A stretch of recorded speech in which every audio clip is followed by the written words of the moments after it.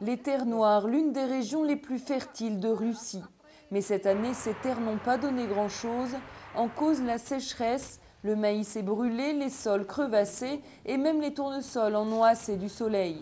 Pour cette exploitation, à environ 600 km au sud de Moscou, c'est une catastrophe.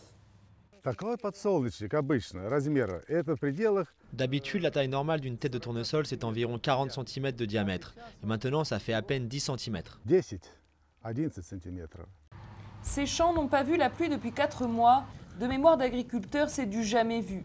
L'exploitation d'Alexandre Kniazev a beau être moderne, elle va essuyer de lourdes pertes cette année, 60% de tournesol en moins et la moitié seulement de blé récolté. Cette année, on va avoir un revenu de 170 millions de roubles, maximum 200 millions. Ça veut dire qu'on va avoir une perte d'au moins 150 millions. Soit environ 4 millions d'euros de perdus. En Russie, 27 régions sont en état d'urgence à cause de la sécheresse. Du coup, un embargo sur les exportations de céréales vient d'entrer en vigueur et sera appliqué jusqu'à la fin de l'année.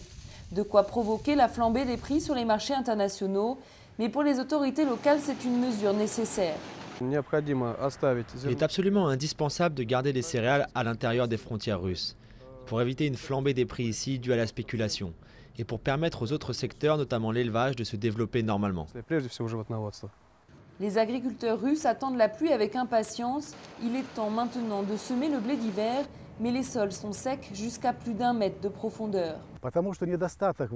On a un tel manque d'humidité dans les sols aujourd'hui que ça pourrait avoir des conséquences négatives pour les récoltes de l'année prochaine. La Russie est le 3e exportateur mondial de blé.